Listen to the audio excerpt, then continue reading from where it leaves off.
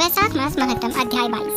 मैथिली ने कहा, इस वैशाख नाम के मास में कौन सी तिथियां पुण्य है और इनमें से दान विशिष्ट है? संसार में किन लोगों से इनकी प्रसिद्धि हुई है, यह विस्तार पूर्वक मुझसे कहिए। सुखदेव जी ने कहा, वैशाख महीने में सूर्य के मेष राशि में जाने पर तिथियां पुण्य है। एक एक में किए हुए पुण्य करोड़ों गुना फल देते हैं। सब दानों से जो पुण्य है और सब तीर्थों में जो फल है, वह फल एक ही तिथि में जल में गोता लगाने से प्राप्त होता है। स्नान, दान, तप, होम, देवताओं की पूजा, सतक्रिया, कथाओं का सुनना तुरंत मुक्ति देता है। जो रोग से ग्रस्त होता है अथवा दरिद्रता से पीड़ित होता है, वह मनुष्य इस पुण्य कथा को सुनकर कृतार्थ हो जाता है। जो इन तिथियों को बिना स्नान किए अथवा बिना दान किए बिताता है, वह महाकृतज्ञ और पितरों की हत्या करने वाला कहलाता है। जलाशय स्वाधीन है तथा शरीर भी स्वाधीन है। माधव भगवान मन में तथा संपूर्ण गुणों से सेवन करने योग्य है।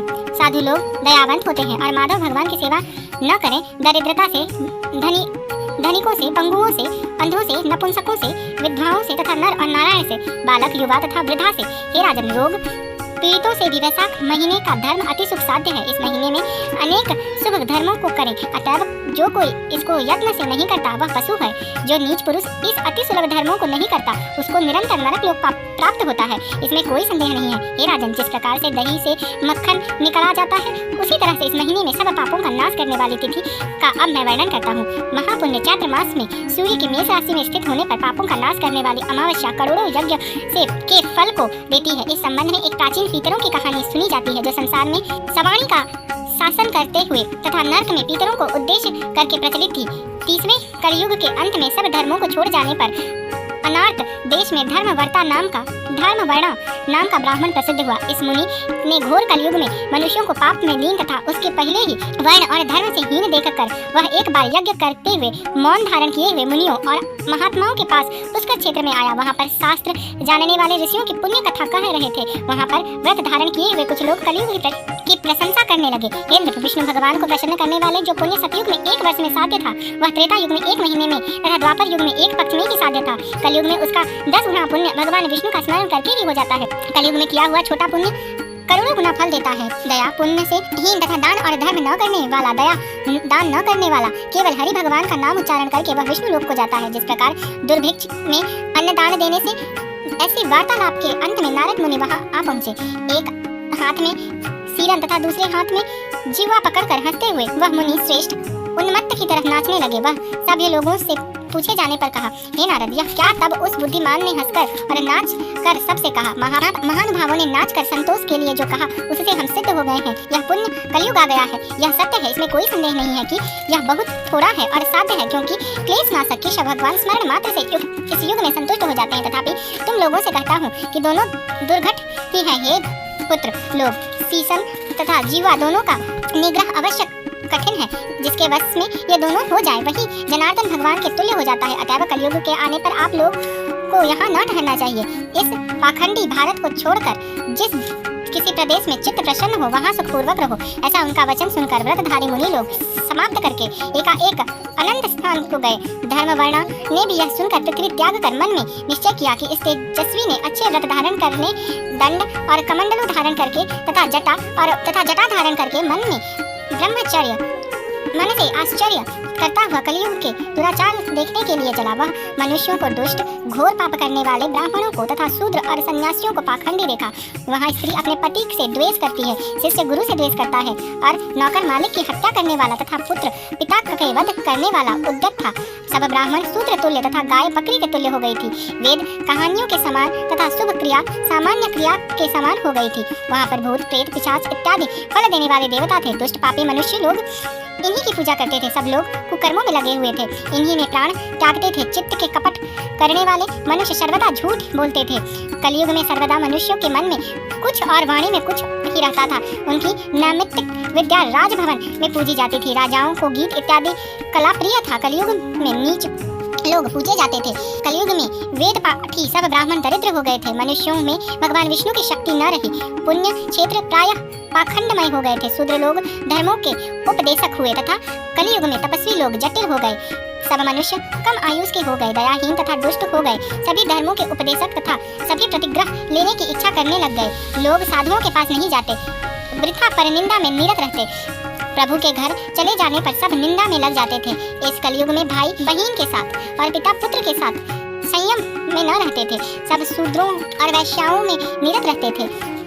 सुजनों को लोग नहीं मानते थे, बड़े पापियों का आदर करते थे, नीच लोग साधुओं के एक दोष को भी खोलते थे, पापियों के दोष को गुण तथा प्रशंसा करते थे। कलयुग में मनुष्य लोग के वेश दोष का ही ग्रहण करते थे। जिस प्रकार स्वादिष्ट गुण वाले रसों को तथा दूध को छोड़कर स्तन में लगी जोंक केवल लोहू चूमती है, उस राज्यों में दुर्भिक्ष है, बिना ब्याही लड़की पुत्र उत्पन्न करती है। कलयुग में मनुष्य लोग नट और नाचने वाले की विद्या वृद्धि रहती है। जो अधिक पुण्य लोग वेद वेदांत विद्या में निरत रहते हैं, उनको भ्रष्टाचारी मूढ़ लोग नौकर समझते हैं। सबसे वेद और वेद विहीन क्रियाओं में तथा श्राद्ध की क्रियाओं को छोड़कर कभी भगवान विष्णु का नाम उनके जीभ में नहीं आता है। श्रृंगार रस में लीन होकर वे इसी के गीत गाते हैं। इसको देखकर धर्म वर्ण बड़ा भयभीत और विस्मित हुआ। कलयुग में न तो विष्णु भगवान की सेवा, न शास्त्रों की वार्ता, न यज्ञों की दीक्षा, न विचारों का लेस, न तीर्थ यात्रा, न धर्म, न दान कहीं पर थे। यह देखकर वह चकित हुआ, पापों से वश में आकर क्षय हुआ।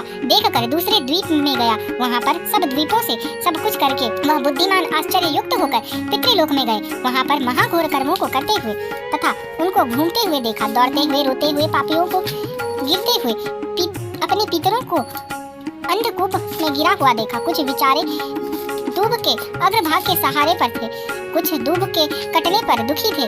उनके आश्रय दूब की जड़ को चूहे खा गए थे। इसके 3 भाग वे खा गए थे, एक भाग बच गया है। इस क्षय को प्राप्त करते हुए जड़ को देखकर वे दुखी हो जाते हैं। नीच अंधकूप में किनारों में गिरने के भय से त्रस्त इनको देखकर यह महाभयंकर और दुरस्त था। वे अपने कर्मों से पीड़ित होकर बड़े दुख में थे। आगे दुस्तर आधार रहित स्थान था। इसको देखकर आश्चर्य युक्त इस दयालु ने कहा, आप लोग कौन हैं और किस दुरस्त कर्म में इतने गिरते हैं? किस गोत्र में उत्पन्न हुए हैं और आप लोगों की मुक्ति किस प्रकार होगी? मुझसे यह सब कहिए, आज ही आप लोगों का कल्याण होगा। उसको ऐसा कहने पर पितर लोग अति दुखी होकर करुणमय वाणी से धर्म और श्रुति को आगे कहने के लगे। पितरों ने कहा, हम लोग श्रीवत्स गोत्र में उत्पन्न हुए हैं। संसार में हम लोग संतानहीन थे। हम लोग पिंड तथा श्राद्ध से हीन हैं, अतएव यह दुख भोगते हैं। कलयुग में पापों के कारण हम लोगों का वंश बिना संतान का हुआ। पाप से वंश क्षय हो जाने के कारण हम लोगों को कोई पिंड दान नहीं करता है। इसी कारण से निराधार हम दुरात्मा लोग अंधे कुएं में पड़े हैं। वंश में केवल एक ही महायशस्वी धर्म वर्ण है, वह संसार में वैरागी रहता हुआ गृहस्थ धर्म का पालन नहीं करता है। दूब की डंडी का आश्रय किए हुए हम लोग उसी तंतु के सहारे आधारहीन होने के कारण उसकी जड़ को चूहा प्रतिदिन खाता है। एक ही के बचे जाने पर थोड़ा भी जड़ बच गई है, उसको भी हे सौम्य देखो चूहा खा रहा है। हे तात, उसकी आयुष बीत जाने पर बचे हुए मूल को भी चूहा खा जाएगा। तब हम लोग दुष्टर अंधकारमय कूप में गिर जाएंगे। इसीलिए तुम पृथ्वी पर जाकर धर्म वर्ण को समझाओ और गृहस्थाश्रम से विमुक्त इस मुनि को हम लोगों के दीन वाक्य कहो कि तुम्हारे दुख से पीड़ित पितर लोग नर्क में पड़े हैं और मैंने उनको दूब के सहारे दूरस्थ अंधकूप में लटके हुए देखा है। हे मुनि, यह दूब वंश रूप है और उसकी जड़ संतति है। काल नाम का चूहा प्रतिदिन इसकी जड़ों को काटता है। क्रम से सब वंश का नाश हो जाएगा। तू तुरंत जाकर इसे कह। इसीलिए हे मुनि, दूब के जड़ का 3 भाग नष्ट हो गया है। कर्म से सब वंश का नाश हो गया है, एक तू ही बच गया है। इसीलिए हे मुनि, दूब के जड़ का 3 भाग नष्ट हो गया है। संसार में तू ही है, इसीलिए एक भाग बच गया है। इसको भी चूहा थोड़ा थोड़ा खा रहा है। तेरी आयुष कम हो रही है। इसके बाद संतान के क्षय हो जाने पर हम लोग और भी अंधकूप में गिरेंगे। इसीलिए गृहस्थ आश्रम धारण करके संतति को बढ़ती करो। इससे हम लोगों की और तुम्हारी भी निसंदेह अच्छी गति होगी। अनेक पुत्रों की इच्छा करना चाहिए। यदि एक भी गया जावेगा, अश्वमेघ करेगा अथवा नीला बैल छोड़ेगा, यदि एक भी वैशाख मास में अथवा कार्तिक मास में हम लोगों के उद्देश्य में स्नान अथवा दान करेगा, श्राद्ध करेगा, तो उससे हम लोगों का नरक से उद्धार होगा। हम लोगों की अच्छी गति होगी। एक भी भगवान विष्णु का भक्त होगा अथवा एक भी एकादशी का व्रत करेगा अथवा एक भी पाप नाश करने वाले भगवान विष्णु की कथा सुनेगा, तो उसके पीछे के 100 कुल तथा होने वाले 100 कुल पापों से मुक्त होकर नरक को न देखेंगे। दया तथा धर्म त्याग करके किए हुए अनेक पुत्रों से क्या लाभ? जो कुल में उत्पन्न होकर श्रद्धापूर्वक भगवान विष्णु की पूजा नहीं करते हैं, पुत्र के बिना इस संसार में कुछ भी नहीं है। इसको सब लोग जानते हैं।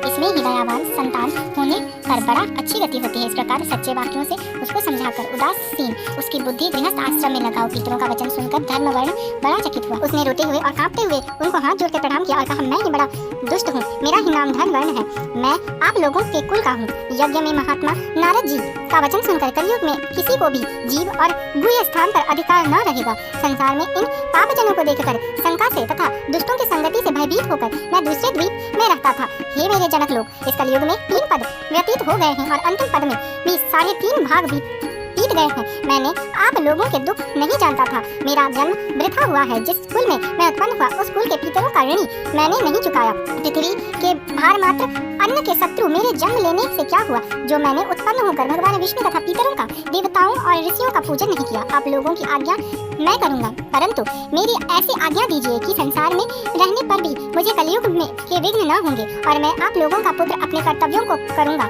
उनके वंश के बुद्धिमान धर्म वर्ण के ऐसा करने पर। हे राजेन, मन में कुछ संतोष करके उन्होंने कहा, हे पुत्र, अपने महात्मा पितरों की यह दशा देख। संतति के अभाव में हम लोग केवल दूध के सहारे पड़े हैं। तुम गृहस्थ आश्रम में प्रवेश होकर हम लोगों का उद्धार करो। जो लोग भगवान विष्णु की कथा में तत्पर रहते हैं, जो दिन रात हरि भगवान को याद करते हैं, जो लोग सदाचार में लगे रहते हैं, उनको कलयुग बाधा नहीं करता है। हे सम्मान देने वाले, जिसके घर में शालिग्राम शिला रखी होती है अथवा जिसके घर में महाभारत ग्रंथ रहता है, उसको कलयुग बाधा नहीं करता है। जिसके पेट में भगवान विष्णु का नैवेद्य होता है, अन्न होता है अथवा कान पर तुलसी पत्र रहता है, उसको कलयुग बाधा नहीं करता है। जिसके हाथ में तुलसी की माला रहती है, जिसके हाथ में पवित्री रहती है तथा जिसकी जीभ पर हरि भगवान का नाम रहता है, उसको कलयुग बाधा नहीं करता है। जो वैशाख मास के कर्मों में लीन रहता है तथा माघ मास में स्नान करता है, कार्तिक में जो दीपदान करता है, उसको कलयुग बाधा नहीं करता है। जो प्रतिदिन पाप हरने वाले, मोक्ष देने वाले महात्मा भगवान विष्णु की दिव्य कथा सुनता है, उसको कलयुग बाधा नहीं करता है। जिसके घर में वैश्वदेव होते हैं, जिसके घर में शुभ तुलसी रहती है, जिसके आंगन में शुभ गाय रहती है, उसको कलयुग बाधा नहीं करता है। इसीलिए हे पुत्र, तू पापात्मक युग में भी शीघ्र पृथ्वी पर जाकर, यह माधव नाम का महिमा है। सूर्य के मेष राशि पर रहते हुए सब लोगों के उपकार के लिए इस मास में 30 तिथियां पुण्यदायक हैं। एक एक तिथि में किए हुए पुण्य का करोड़ों गुना फल मिलता है। इसमें भी चैत्र मास की अमावस्या मनुष्यों को मुक्ति देती है। यह देवताओं को प्रिय है और तुरंत मुक्ति देने वाली है। जो लोग पितरों को उद्देश्य करके इस दिन श्राद्ध करते हैं, जल भरा घड़ा धान तथा पिंड दान देते हैं, उनको क्षय होने वाला फल होता है। जो लोग अमावस्या के दिन श्राद्ध करते हैं, उनका गया क्षेत्र में किया हुआ करोड़ों श्राद्ध होता है। इसमें कोई संदेह नहीं है। यदि मधुमास में अमावस्या के दिन श्रद्धा पूर्वक शाक से भी श्राद्ध किया जाए तो गया जी में करोड़ों करने वाला फल मिलता है। इसमें कोई संदेह नहीं है। कर्पूर और अगरू से सुवासित शरबत से भरा हुआ घड़ा जो मधुमास की अमावस्या को दान देता है, वह निसंदेह पितृलोगों को तृप्त करता है। जो मनुष्य मधुमास की अमावस्या के दिन जल में भरा हुआ घड़ा दान करता है तथा कुल के हित के लिए भक्तिपूर्वक श्राद्ध करता है, तो पितर लोक में अमृत बरसाने वाली नदी बहती है। कुंभ दान से तथा श्राद्ध दान से यह निश्चय करके अन्न, कढ़ी, घी, मालपुआ, चटनी, खीर इत्यादि बहते हैं। हे अतएव तू जल्दी से अमावस्या से पहले चला जा। हे महापति, श्राद्ध, पिंड दान तथा जल से भरा घड़ा दान दे। सबसे उपकार के लिए गृहस्थ आश्रम धारण कर और धर्म अर्थ काम से संतुष्ट होकर उत्तम संतान को प्राप्त कर। फिर मुनि के चरण से सुखों से द्वीपों से भली भांति घूम। इस प्रकार पितरों से आज्ञा पाकर वह मुनि शीघ्र ही पृथ्वी पर गया। पुण्य चात्र मास में सूर्य की मेष राशि में रहने पर प्रातः काल स्नान करके पितरों, देवताओं और ऋषियों को तर्पण करके उनके पाप को नाश करने वाली श्राद्ध किया तथा जल से भरा घड़ा दान दिया। इस दान से पितर लोगों की मुक्ति हो गई। स्वयं विवाह करके उसने सुंदर संतति प्राप्त की और लोगों में इस पाप नाश करने वाली तिथि को प्रसिद्ध किया। फिर स्वयं मुनि होकर गंधमादन वन में गया। इससे यह मधुमास, ये अमावस्या अति शुभ करने वाली और अति पुण्य हुई। इसके समान लोक में दूसरी कोई तिथि नहीं है। श्री स्कंद पुराण के वैशाख महात्म्य में नारद और अम्बरीश संवाद में कलि धर्म निरूपण, धर्म वर्ण पृथ्वी मुक्ति नाम का 22वां अध्याय समाप्त हुआ। हरि बोलो।